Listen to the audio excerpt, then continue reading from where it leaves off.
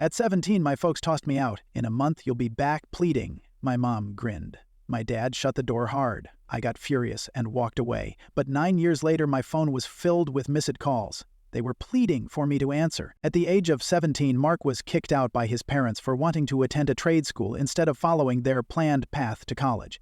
His parents, who had always envisioned a traditional future for him, graduate from college, marry a nice girl, and live a comfortable life, couldn't accept his choice.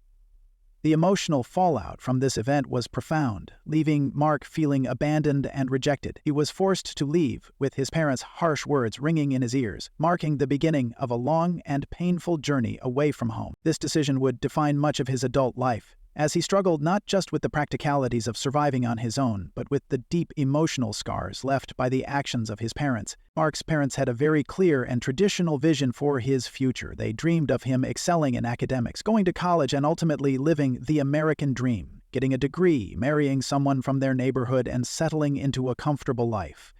They saw college as the only valid path to success, believing that this was the way to ensure a prosperous and respectable future. However, Mark had different ideas.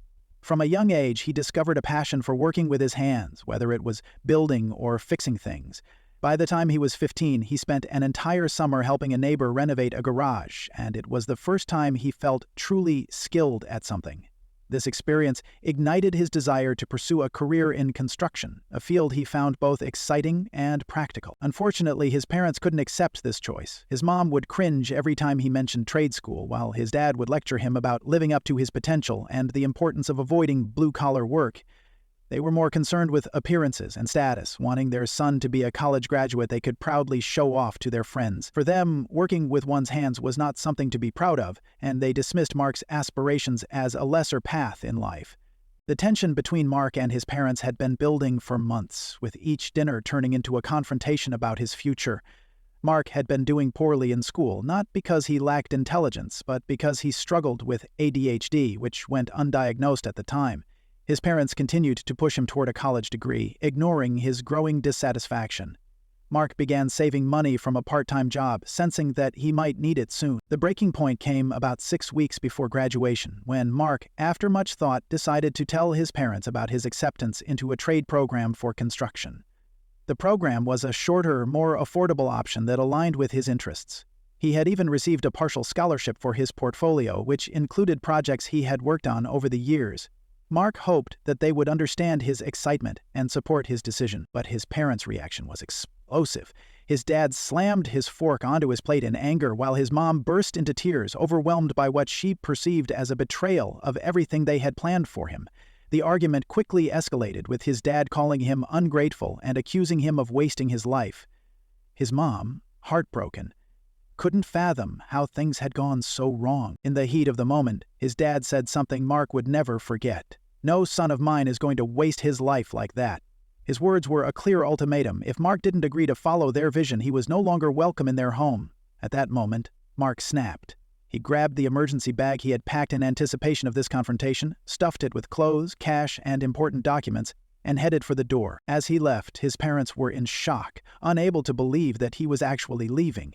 His mom pleaded with him, claiming it was a huge mistake, but Mark didn't hesitate. He walked out, determined not to turn back. After leaving his parents' home, Mark found temporary refuge with a friend, Corey, whose parents were kind enough to let him crash on their couch. However, Mark knew that this arrangement couldn't last forever. He was still in high school, trying to graduate, and faced the daunting task of figuring out how to support himself. While Corey's parents were generous, the situation reminded Mark of how different his life had become compared to the more stable family dynamics around him. The first few days were a blur of confusion and anxiety. Mark had to grapple with the harsh reality of being homeless, something he never imagined experiencing. He had a gut-wrenching realization. He was now living without the safety net of his parents, and everything he had taken for granted, like a roof over his head or reliable meals, was no longer guaranteed. At school, the emotional toll became evident. Mark would sometimes have panic attacks in the bathroom, overwhelmed by the thought of being homeless and completely on his own. In moments of quiet, he would look around and see his classmates complaining about typical, petty teenage problems, arguments with their parents, the stress of assignments. and he couldn't help but feel the sting of how different his situation was. He began to see how unusual and unhealthy his parents' behavior had been, particularly their refusal to support his dreams and their cold rejection of him when he made a choice they didn't approve of. Mark realized that most families, despite their flaws, didn't just kick their children out for pursuing a different path. He started to understand that the way his parents had treated him was not only harsh but also abnormal. The love in his family had always felt conditional, based on meeting their expectations, and that realization only deepened the emotional scar of their rejection. The contrast between his own experience and the more ordinary, supportive relationships he saw in others began to weigh heavily on him, highlighting just how much he had been deprived. Mark's first few months of independence were far from easy, but he was determined to make it on his own. After crashing at Corey's place for a few weeks, Mark found a terrible apartment to share with 2 roommates. It was a run-down place, barely livable, but it was the first space he could call his own. Mark worked tirelessly, taking on 2 grueling jobs, one at a local hardware store and the other at a diner on weekends. Between these jobs and trying to keep up with his trade school coursework, he barely had time to sleep, getting only about 4 hours a night. The conditions were tough. Mark's diet was limited to ramen noodles, eggs, and whatever leftover food he could scrounge from the diner. He lost around 20 pounds during those first months, likely from the stress and poor nutrition. But despite these hardships, he never gave up. Every time he felt like quitting, the memory of his parents' harsh words, their disapproval, their prediction that he would come crawling back, kept him going. That burning determination to prove them wrong pushed him through. Slowly, things began to improve. Mark eventually managed to enroll in the trade program he had wanted to pursue all along, using the scholarship he had earned. He immersed himself in the program, working hard to learn the skills he needed to build a successful career. Though the early days were exhausting and lonely, Mark found moments of pride in his work. He began to appreciate his progress, not only in terms of career skills, but also in how much he had grown as a person. One of the key turning points for Mark came when he found a mentor in Santiago, a fellow tradesman who saw potential in him. Santiago treated Mark with respect and taught him valuable skills in construction. For the first time in his life, Mark felt truly acknowledged for his abilities. Santiago didn't look down on him for working with his hands. In fact, he took pride in the work and encouraged Mark to do the same. Santiago's belief in him became a source of motivation, giving Mark the confidence to continue on his difficult path. By the time Mark was 19, he had earned his first certification and was making better money than he had in his previous jobs. It wasn't glamorous, but it was steady, and it felt like the first real success he had achieved on his own terms. He moved into a slightly better apartment shared with just one roommate, a nursing student named Aiden, who, despite their financial struggles, understood the importance of basic hygiene and cleanliness. It wasn't perfect, but Mark felt a sense of stability beginning to take shape. In these early years of building his new life, Mark found himself not just surviving, but actually thriving in his own way. The emotional and physical strain was immense, but the sense of pride and independence he gained from doing everything himself made it all worthwhile. Mark had successfully turned his life around, building a future despite the many obstacles and the painful rejection from his parents. By the time Mark turned 19, things were beginning to fall into place, although it hadn't been an easy journey. He had managed to land a stable job in the construction field, working with Santiago, his mentor. Santiago was a pivotal figure in Mark's life, someone who not only taught him the technical skills required for the job, but also instilled in him a sense of pride in his work. Unlike his parents, who had always viewed manual labor as beneath him, Santiago believed in the value of hands-on work. He showed Mark the right techniques, shared his own experiences, and took time to explain why certain methods worked better than others. This mentorship was invaluable, and for the first time, Mark felt like he was truly being seen for his abilities, not judged for the career path he had chosen. Mark's job provided him with a sense of purpose. Although the work was hard, it gave him the satisfaction of contributing something tangible. Each project he completed was a testament to his skills, something he had built with his own 2 hands. This was the kind of work he had always wanted to do, and he felt validated in his choice to pursue it. The satisfaction was something that had been lacking in his previous life, when he had been pushed toward a path that didn't align with his passions. With his steady income, Mark moved into a slightly better apartment. It wasn't luxurious by any means, but it was a definite upgrade from the run-down place he had shared with 2 roommates. The new apartment was quieter and had more space, allowing him to feel like he was slowly starting to build a life that was truly his own. Mark didn't need to rely on his parents anymore, and he began to appreciate the independence he had fought so hard for. The emotional shift was just as significant as the practical one. For the first time, Mark had a job he was proud of, an apartment he could call his own, and a mentor who recognized his worth. These were things he had once believed were out of reach, especially after the rejection from his family. But now, at 19, he had built a foundation for himself, one that was based on his skills, his hard work, and his determination to succeed. As time passed, Mark had started to carve out a new life for himself, but his parents were never far from his mind. Despite his independence and the progress he had made, the emotional scars from his parents' rejection still lingered. It was when Mark was nearly 20 that his mother unexpectedly showed up at his apartment. He wasn't sure how she had found him, perhaps through a mutual friend or social media, but there she was, standing at his door. Mark, unsure of how to react, let her in. He didn't know what else to do. The encounter was awkward, to say the least. When Mark opened the door, he barely recognized his mother. She looked older, worn down by the years. There was a certain emptiness in her eyes, as if she had aged before her time. Mark invited her inside, but the conversation was strained.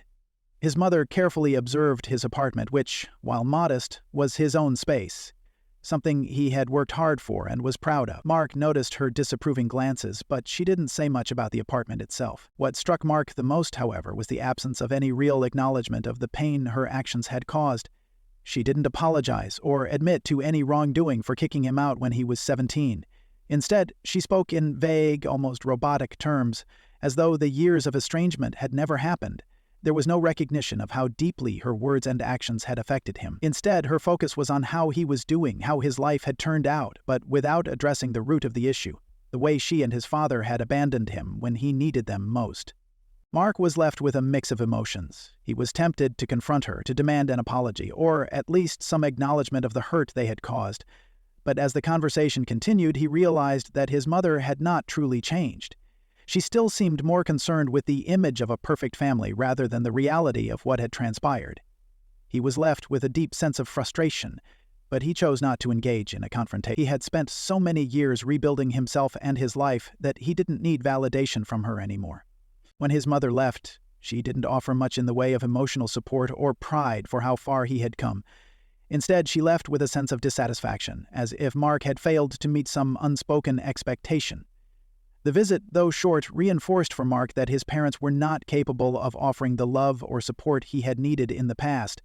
Their relationship was still fractured, and no matter how much time had passed, things would never be the same. By the time Mark turned 23, he had come a long way from the boy who had been kicked out of his parents' house at 17. His life had transformed into something he could finally be proud of. Through years of hard work and perseverance, he had not only become successful in his trade, but had also gained a reputation for being skilled and reliable. He had built a solid career in construction, earning more certifications and gaining increased responsibilities within his company. He was no longer struggling with homelessness or insecurity. Instead, he had established himself in a field he loved, one that validated his talents and gave him a sense of accomplishment. Mark's personal life had also improved. He met Lydia, a smart and confident woman who had quickly become an important part of his life. Their relationship grew naturally, and Lydia was someone who understood and accepted Mark for who he truly was. She didn't try to change him, nor did she impose unrealistic expectations on him, unlike his parents. Lydia was refreshing, honest, funny, and down-to-earth, and she became a grounding presence in Mark's life. Despite all of his success and growth, Mark's parents continued to reach out, but their attempts at communication were far from genuine. Their motives were clear. They were trying to manipulate him into helping them out financially. They had been distant for years, barely contacting him except when it was convenient for them or when they needed something. Now that they were in financial trouble, they seemed to think that Mark should step in and help, as if their previous actions had been erased by time. They showed no acknowledgement of the harm they had caused him or the emotional toll their actions had taken on him. Instead, they acted as though he was still obligated to support them, despite the years of emotional neglect. Their messages and attempts to reconnect were passive-aggressive, laced with guilt and guilt-tripping tactics. They seemed to think that Mark, having made it in life, owed them something for the sacrifices they had made when he was younger. It was clear to Mark that his parents had not truly changed. They had not learned from their past mistakes, and their view of family remained one of manipulation and conditional love. Even though Mark had moved on and built a new life, the emotional weight of his parents' demands and their inability to truly apologize or take responsibility for their actions lingered. The contrast between the love he had found with Lydia, genuine and unconditional, and the manipulative tactics of his parents only highlighted the toxic dynamic that had always existed with them. Despite the distance between them, his parents still wanted to drag him back into their orbit, but Mark wasn't willing to fall into their trap again. He had learned the hard way that his parents' love was conditional, and he wasn't going to let them manipulate him into supporting them emotionally or financially. The situation came to a head when Mark received a text from his mother asking for financial help. The message was polite but clearly implied that she and his father were in financial trouble and needed his support. It wasn't the first time his parents had reached out for assistance, but this time the timing felt even more manipulative. Mark's mother, knowing full well how hard he had worked to rebuild his life and how far he had come, was now expecting him to help them, as though the years of emotional neglect and rejection had somehow been erased. The text felt like a direct attempt to pull him back into the same unhealthy dynamic they had maintained for years. His parents had never genuinely apologized for the way they had treated him when he was younger. There had been no acknowledgement of how they had abandoned him or the impact their actions had on his life. Instead, their contact was always about what they needed from him, whether it was financial help, emotional support, or even just a sense of validation from him. Mark felt a surge of anger as he read the message. He had worked too hard to get to where he was, building his life from the ground up, and he had finally established the boundaries he had needed to protect his own well-being. His parents' request felt like an attempt to manipulate him into breaking those boundaries once again. The idea that they thought he owed them anything after how they had treated him was infuriating. But Mark was resolute. He had spent years healing from the emotional damage their actions had caused, and he knew that helping them out now would only open the door for more manipulation. He refused to let his parents use guilt or the appearance of familial duty to pull him back into their toxic cycle. He decided not to give in. Instead, he sent a firm, respectful response to his mother. He made it clear that while he understood their struggles, he would not be providing any financial support. He told her that he was still in the process of building his own life and that he couldn't afford to take on their financial burdens, especially when their relationship had been built on conditional love rather than mutual respect. Standing firm in his decision, Mark felt a sense of relief. It was a painful but necessary step in asserting his independence and maintaining his boundaries. He knew that by refusing, he was protecting himself from being dragged back into a dynamic where he was always the one expected to sacrifice for others, even at the expense of his own happiness. It was one of the hardest things he had done, but it was also a moment of clarity. He was no longer the same person who had been kicked out at 17, vulnerable and without options. Now, he was someone who had earned the right to stand up for himself, no matter how much his parents tried to manipulate him. Mark's decision to help his parents avoid foreclosure was a significant turning point, both for them and for him. After years of painful estrangement and emotional struggle, the offer to help came with a heavy weight of responsibility.